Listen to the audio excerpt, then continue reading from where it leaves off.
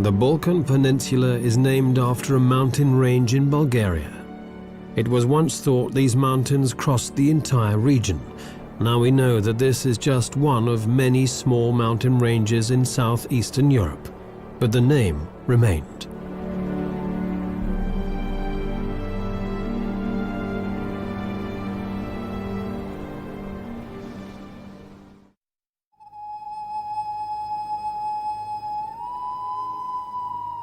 Dumitor lies in the north of Montenegro.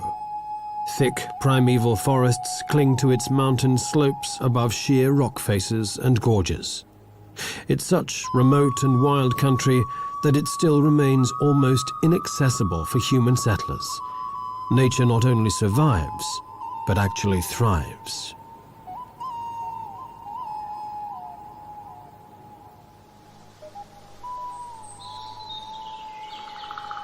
This is a truly ancient forest. These 50-meter-high black pines have stood for half a millennium and are the last of their kind in Europe.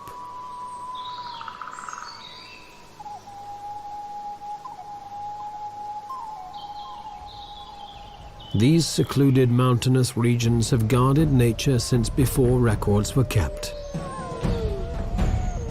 The ancient forests still provide a safe haven for creatures that have virtually disappeared from the rest of Europe. Wolves still roam throughout the Dumitor Mountains, and their howl is a primal call of the wild.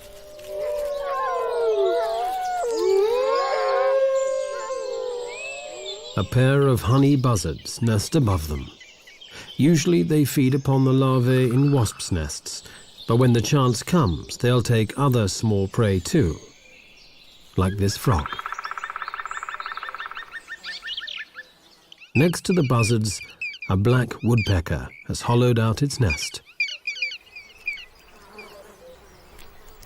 The honey buzzards have only hatched a single chick, but it's rapacious. But the woodpeckers have a far noisier and larger family to feed.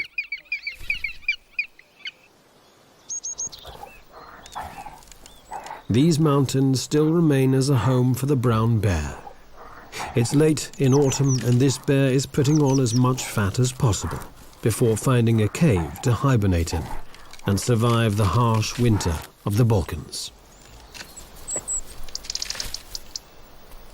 Another animal that survives in the wilderness of Dumitor is the lynx.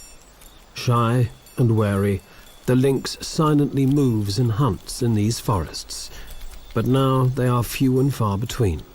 Probably only around 100 Balkan lynx remain. Those few humans who do live here give the bear a nickname, Medved, the honey eater. And it's a suitable name, for its fat belly is almost entirely the result of honey plundered from many beehives. Bears seldom, if ever, leave the protection of these forests that cling precariously to the more gentle mountain slopes, but then abruptly end.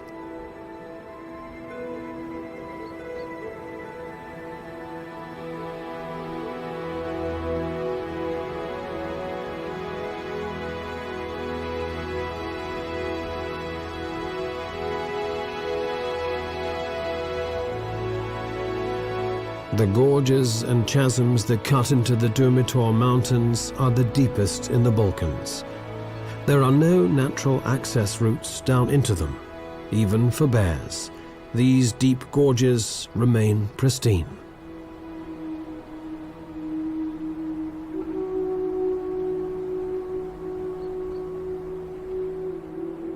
The greatest of them all is the Tara Canyon, a spectacular example of the raw power of nature.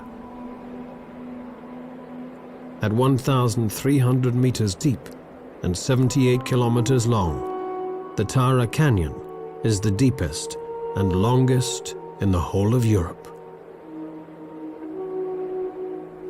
Because the flowing water is turquoise blue and crystal clear like teardrops, local people have named this Europe's Tear.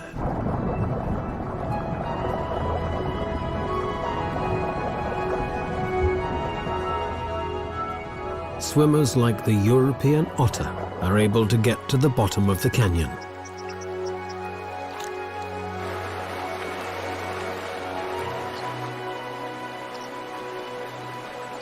If Europe's tear does bring one to the eye, it's a tear of joy.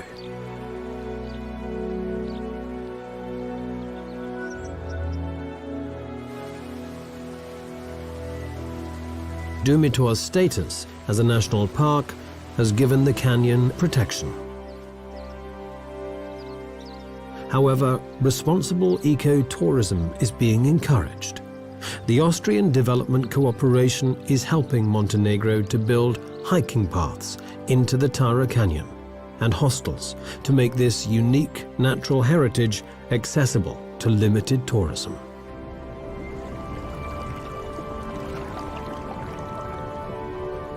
Once in the water, the European otter is in its element. With a streamlined body, the otter swims effortlessly through the river while it hunts its prey, often river trout.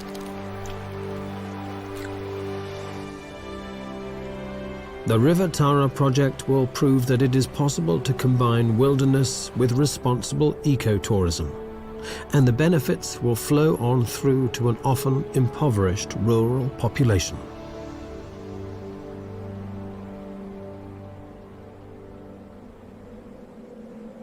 Over 1,000 meters above the Tara Canyon lies an almost barren landscape. This is a desolate plateau, almost the end of the world, bleak, lonely, and seemingly deserted, but only at first glance.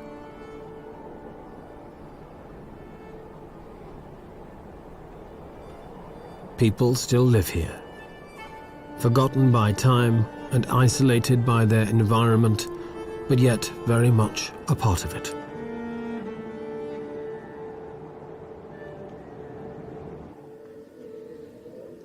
Stana Tserovic is one of the last Virginias, women who remain to do the hard work of the men, who left long ago in search of casual labor.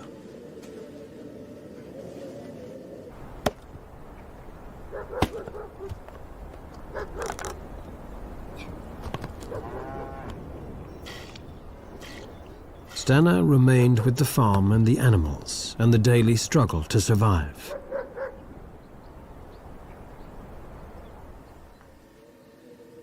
Her weather-beaten face has seen many winters and is deeply creased, almost like the Dumitor Massif itself.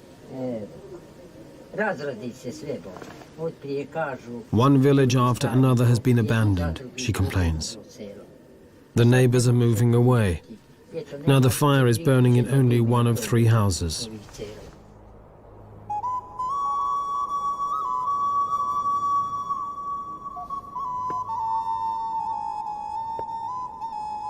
Stana has always lived here in Dumitor. The sparse vegetation can barely feed her 5 cows.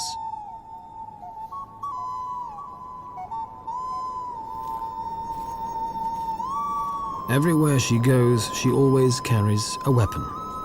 But just who gave her the old rifle remains her secret. And why does she carry it? To keep the wolves at bay. There are only a few people left around here, she says, and then adds, it is difficult to live up here. She keeps a wary eye on her surroundings. Experience has made her vigilant.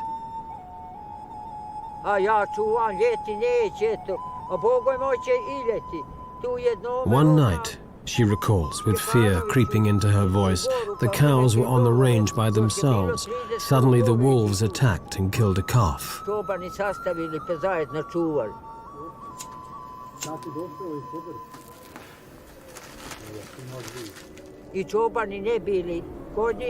The wolves took the calf by the throat and would not let go even when she tried to chase them away. They were not afraid of us humans, she continues. The older cows tried to protect the calf, but the wolves simply tore it apart until there was nothing but blood and a few bones.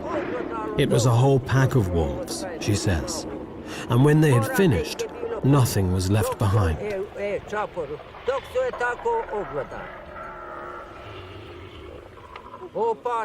Stana is certain that wolves out hunting are dangerous.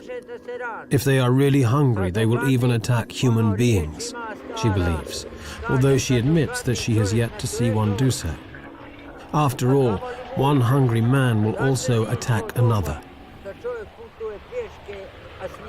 And of one thing she is absolutely convinced: if you run into a wolf in the snow, all on your own, and it is hungry, it will tear you into pieces, just like that.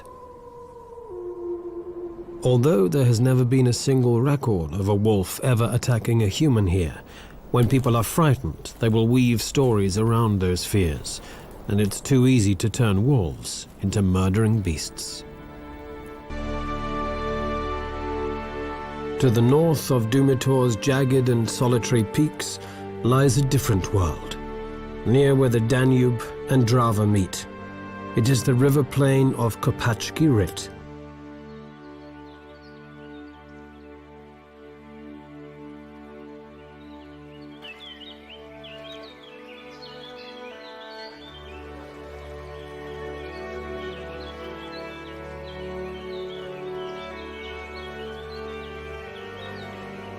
Kopacki Rit is in the east of Croatia. Stretching out across the Pannonian lowlands, this is one of Europe's most extensive and important wetlands.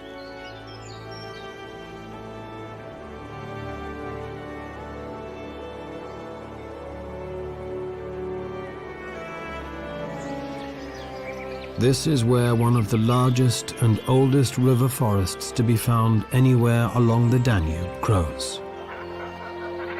Over 260 different species of bird live here all year round, some of them in huge colonies. For about 3 months of every year, large parts of the forest are flooded by seasonally rising water. This is a great crested grebe with its recently hatched chick. Life just couldn't get any better.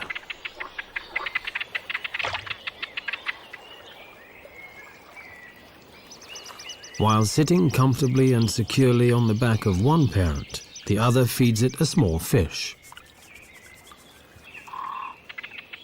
But against its wishes, the chick has to take a swim now and again.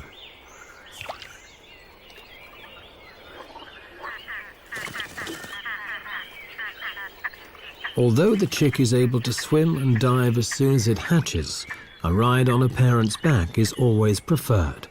But when both parents are busy, the chick won't get its own way. Another freshly caught fish keeps it happy for a while. But that's it. Enough swimming for one day.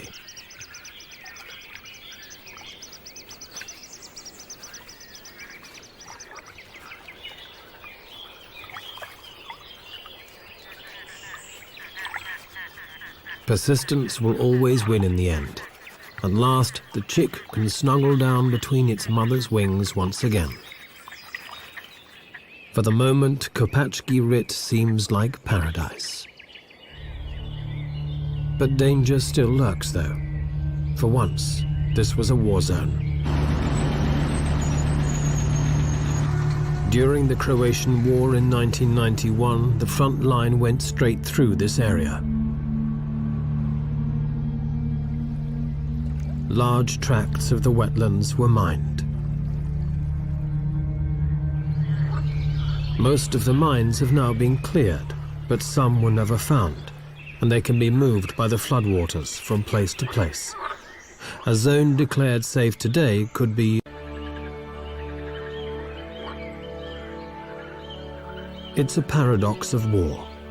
Keep people out, and nature returns. The Kopacki Rit forests were once a hunting ground for the Habsburgs, and then later for high-ranking Yugoslav politicians. Since the mines were laid, the hunters have stayed out.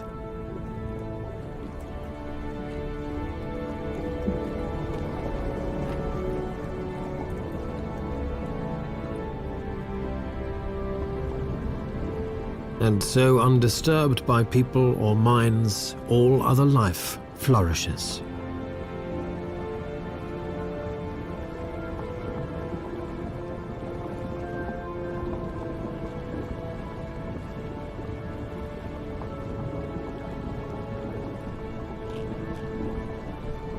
There are over 40 species of fish in these wetlands, and their abundance helps maintain the densest population of white-tailed eagles anywhere in the Balkans.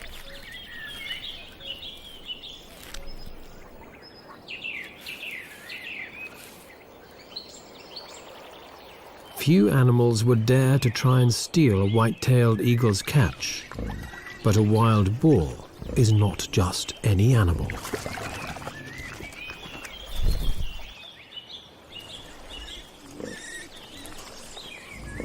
If anyone is brave enough or foolish enough to wander into Kopachki Rit despite the risk of the mines, they'd be wise to follow the boars. With a sense of smell so well developed that a boar can find even the smallest of buried truffles, strange-smelling mines are no problem to avoid. And in fact, the trails and clearings used by the wild boars are reliably mine-free.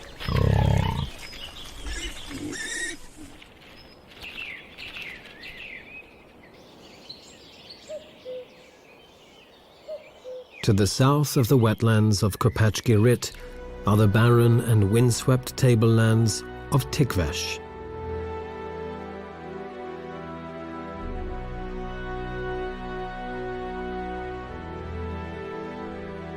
This is Macedonia, and Tikvesh is now the Balkans' last stronghold for vultures.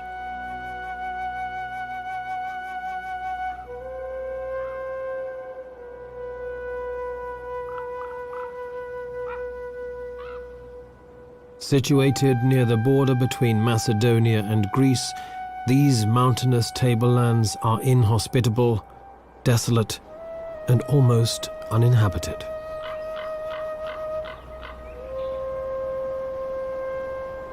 Clouds move ominously across a landscape stretching to infinity, where the boundary between sky and earth becomes blurred.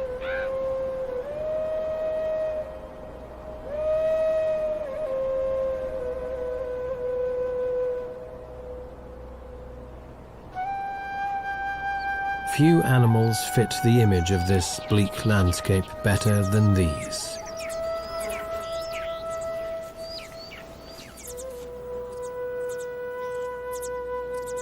Griffon vultures in particular like to live in these rocky mountains, where the thermal updrafts can carry them up high with little effort.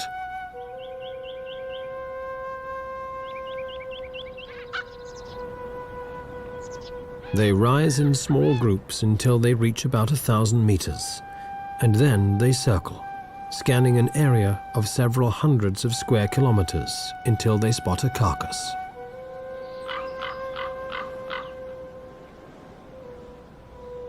Griffon vultures normally live in large breeding colonies, building their nests on steep rock faces.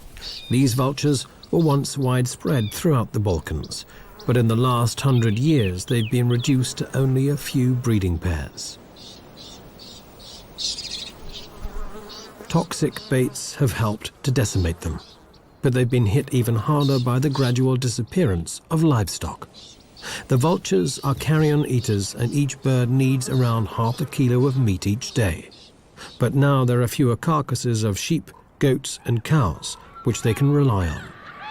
And to make matters even worse, there is competition.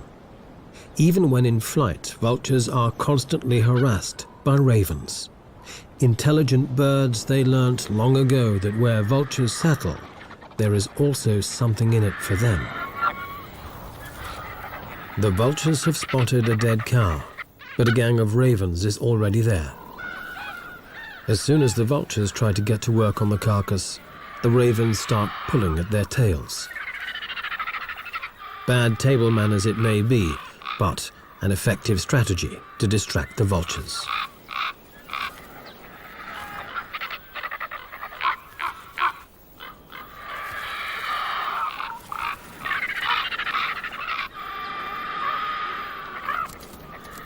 And then, to make matters worse, a wolf turns up. The vultures have had enough, but the ravens hang around.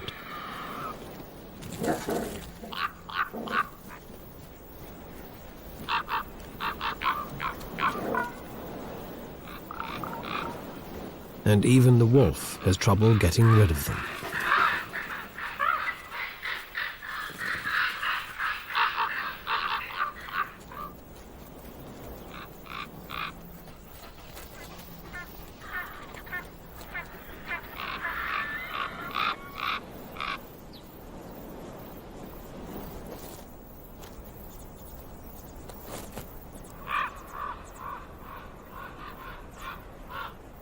This desolate plateau is the last stronghold for the griffon vulture in the Balkans. Numbers have dropped, and in the hope that the population will recover, the birds are now fed on a regular basis.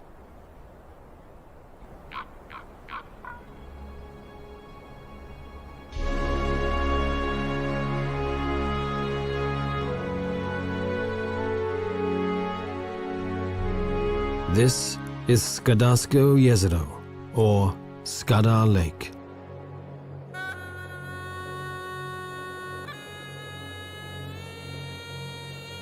With its 50 islands, Skadar Lake between Montenegro and Albania actually looks more like a vast river system. But it's the largest lake in the Balkans, almost 50 kilometers long and up to 15 wide.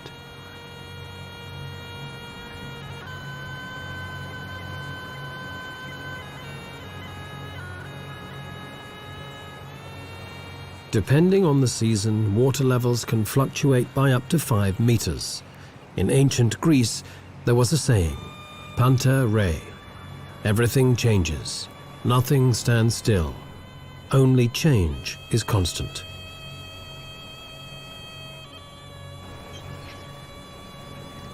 Ruins of monasteries and fortresses stand on many of the islands, a reminder of the lake's strategic importance during the conflict with the Ottoman Empire. Some of the islands are actually just hills, but only connected to the mainland during a very dry summer. In the lake's northwest, on one of these hills, stands the fortified monastery of Kom, built in the 15th century. A monk of the Orthodox Church lives here alone, giving up his days to his faith and his belief in a better world through prayer.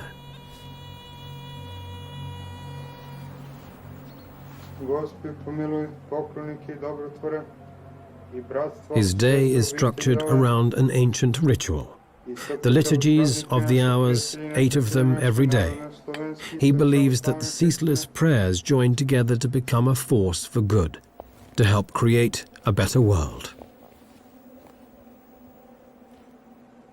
In early summer, the sound of prayer is broken by the calls of thousands of birds. Skadar Lake is one of the most important resting and breeding grounds for migratory birds in Europe.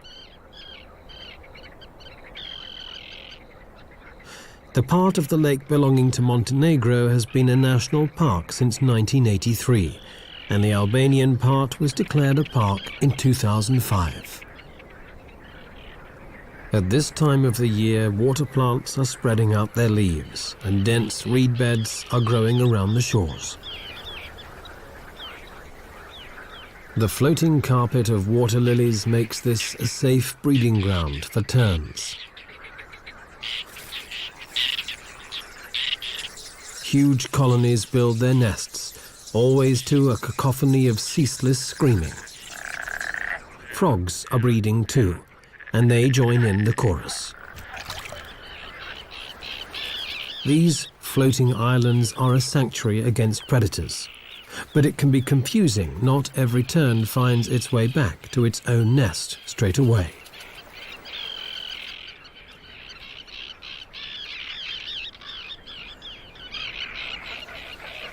Larger waterfowl prefer to build their nests in the reed beds that fringe the lake, while thousands of cormorants use dead trees for their nests. Watching young cormorants feed is a salutary lesson. The youngsters poke their heads far into their parents' gullet in their haste to get their regurgitated fish. It's a miracle that they don't puncture their parents' throats. Other species breed in mixed colonies, like the elegant little egret and the spoonbill. Beneath them, a black-crowned night heron stalks amidst the reeds, while a squacco heron settles down to brood. Collective breeding is a strategy which gives a greater degree of security for all, as there are many vigilant eyes on the lookout for nest robbers, and the chicks are well hidden between the reeds. Skadar Lake at the west of the Balkans is a paradise for birds, even if there are no elves. On the eastern borders, there is a vastly different land, one with a mosaic of colorful fields, some planted, some not. This region is called Dobrucha, with its steppe grasslands in the northeastern tip of the Balkan Peninsula, between the Danube and the Black Sea. Only a few subsistence farmers live here. Fertile fields and fallow ground lie side by side, making the country resemble a quilt. Fertility and barrenness alongside each other. In May, the wild poppies and cornflowers sprinkle the cornfields with vivid colors. They thrive because here the farmers use little fertilizer and never spray their fields with pesticides.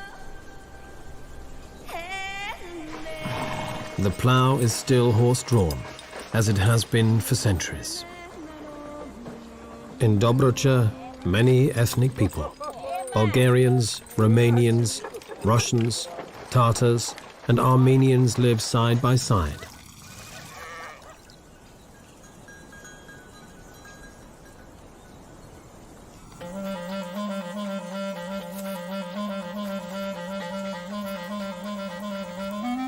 The grasses have been grazed down by sheep, making this an ideal habitat for specialized steppe dwellers, like European ground squirrels.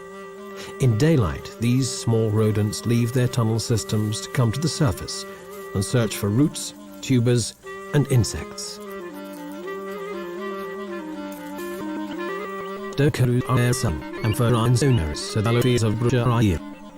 With the dokaru and the ground squirrel are well camouflaged, as they may still are also impossible to spot a grass.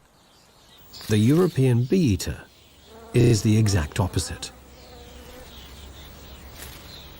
These gaudy cave breeders flaunt themselves with their colorful plumage. Whether flamboyant and colorful like the bee-eater, or drab and inconspicuous like the curlew and squirrel, they all have something in common.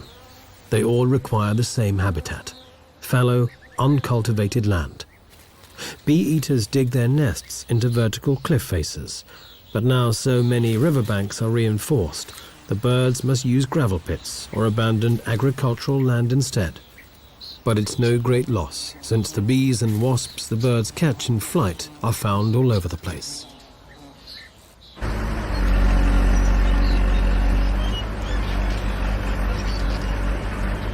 This old quarry in Dobrucha will be shutting soon. But even while the dredgers are still at work, the birds take full advantage of the site.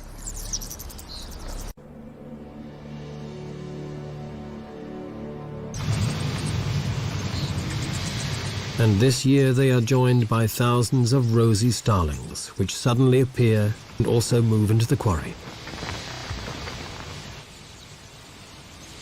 This is fairly unusual, for rosy starlings come from India. They spend the winter on the subcontinent, then in summer they normally migrate to the Mongolian and Kazakh steppes.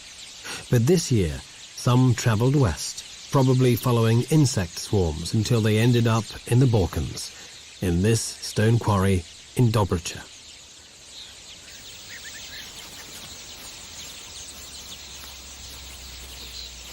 These birds need rock faces to nest and breed, so despite the heavy machinery, this quarry is an ideal choice. Rosy starlings have a short breeding season, and they'll be gone by August. No one knows if they'll return next year. But certainly this year they add another interesting hue to Dobric's rich palette of colors. From the colorful mosaic of Dobric's fields to the spreading water of the Delta Dunari, to the sea of mosquitoes. The Danube flows into the Black Sea and its delta stretches across Romania and the Ukraine. It's the world's largest reed habitat. These wetlands are home to 1,000 different plants and over 4,000 animal species. The best known of the birds is the pelican. Its huge pouched bill makes it instantly recognizable anywhere in the world.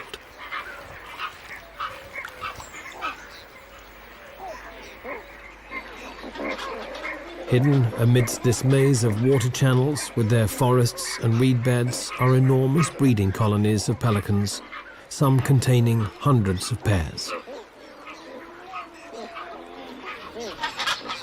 2 pelican species are found in the delta, the Dalmatian pelican and these white pelicans.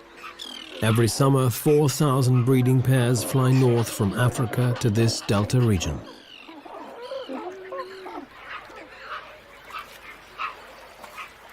Pelican nests are untidy, and chicks depend on their parents for 14 weeks, a long time for a bird.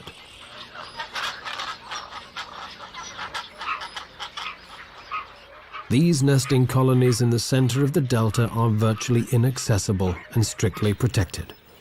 During the breeding season, nobody is allowed to come anywhere near what is the largest pelican colony outside Africa. But no human law could protect the pelicans more effectively than mosquitoes. Everything in nature has a reason, and the mosquitoes are a key element in the delta's ecosystem. They are the base of the food chain. Everything ultimately depends on them.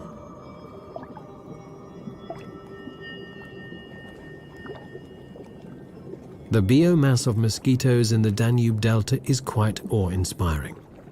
It's greater than that of all the other animals put together. It's the very foundation on which all other life in the Delta is built.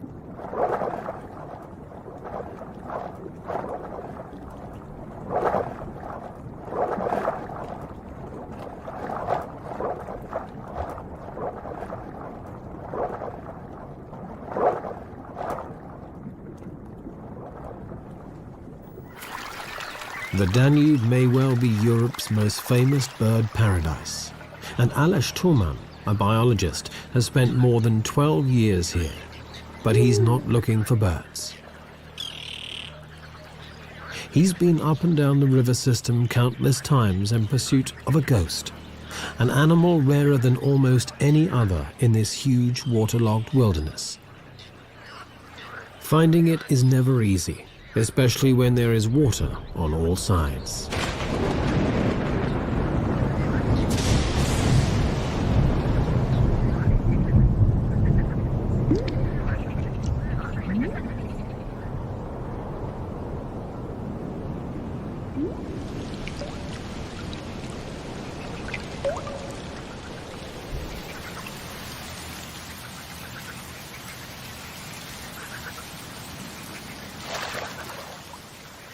Aleš Toman is searching for the European mink, a shy and cryptic animal belonging to the marten family. The species was pushed to the edge of extinction when some of the larger and imported American minks escaped from fur farms and established wild populations. The native European minks were outcompeted, and the Danube Delta may well be their last refuge. In the summer months, when there is no shortage of food, the European minks occasionally venture out, but then only at night.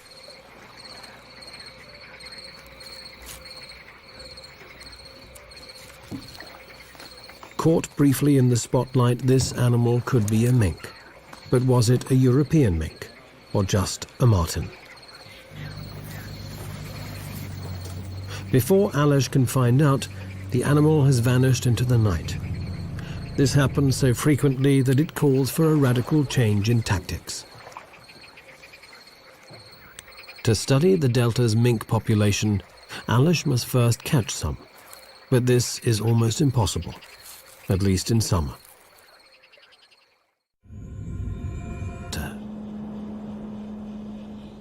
The lakes are frozen. Life seems to have come to a standstill. But only at first glance. Migratory birds from the Arctic have arrived to spend the winter here. The cold is far less intense than above the Arctic Circle, and crucially, the birds are able to find enough food here.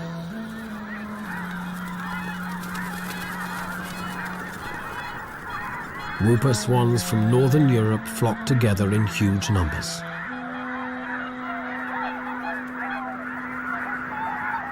And when 60,000 red-breasted geese take off as one, the sky turns dark.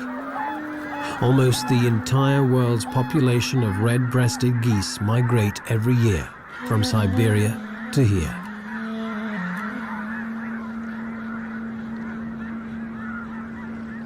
Human beings are the rarest species in the Danube Delta.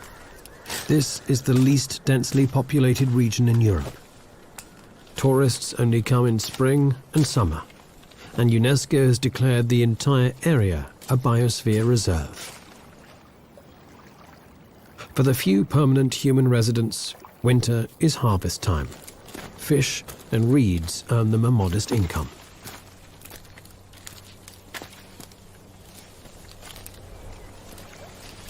In winter, the fishermen are allowed large catches, but from spring onwards, a rigorous quota is strictly enforced to protect the breeding stocks. Humans are not the only ones to discover that reeds can be used in many different ways. For the harvest mouse, the reeds provide both nesting material and food.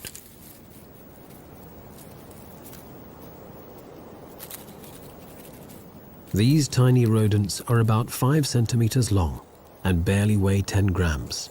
But it's an ideal size when you have to move up, down, and across reed stalks all day long.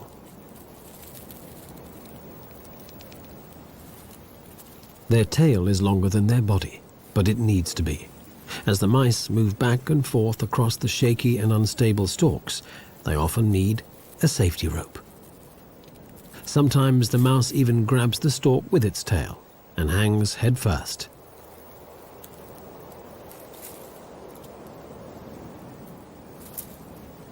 Cute as they may be, harvest mice have many predators. Birds of prey, foxes, snakes, even fish. And the shy and cryptic European minks also have them on their menu.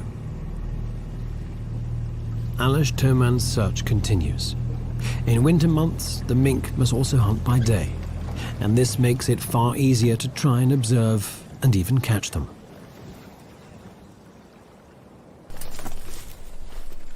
The biologists have changed their tactics. They now set live traps which won't harm the animals when caught. Every day the men put out about 50, leave them overnight, then check them the next morning. One trap's got something, but not what they want. Ah, it's red only. Next time. Okay.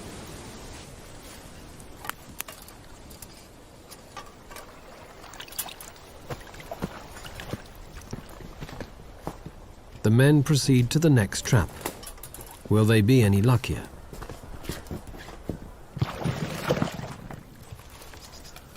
No. Another dud.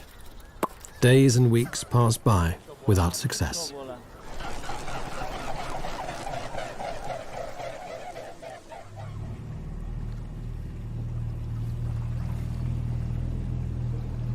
Another day, another try. Not many traps left to check now. Hopefully, no more rats.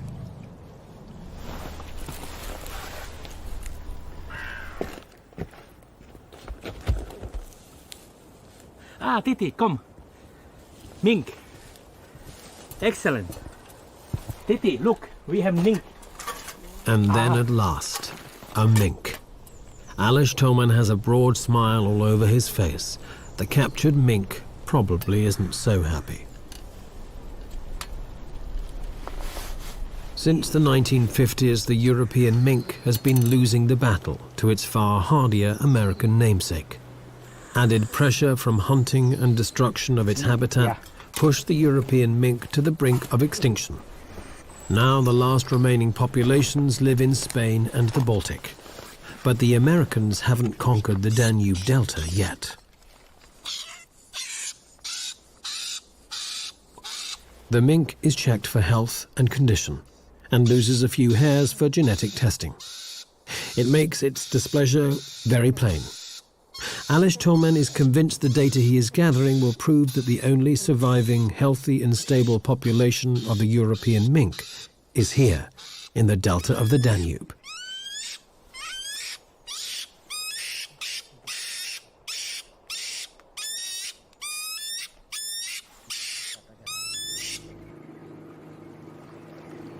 All in all, it was a good day.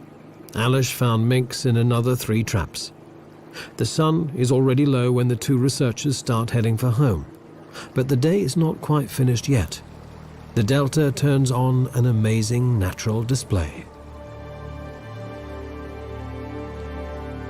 Millions of European starlings gather in huge flocks, forming ever-changing patterns in the evening sky.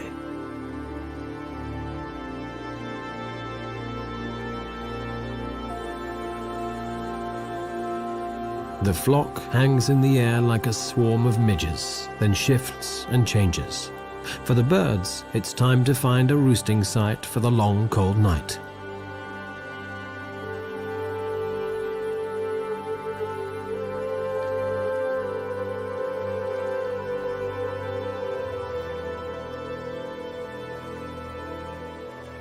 Starlings are masters of coordination in the air. No matter how many or how small the space between, the birds never crash into each other.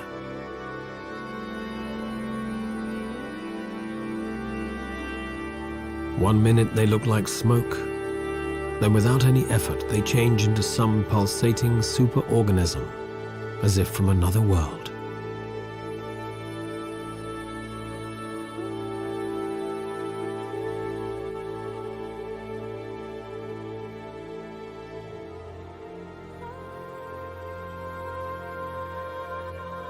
Despite its reputation, the Balkans is not the land of doom and shadow. Instead, it is a magical and beautiful place, always changing, just like the flocks of starlings in the evening sky. The Balkans may still be coming to terms with its recent history of conflict, but it has always been a place where people and their diverse cultures have lived. A place where much of nature is still unspoilt. The wild Balkans are still largely unknown, their treasures so close, and yet still so far away.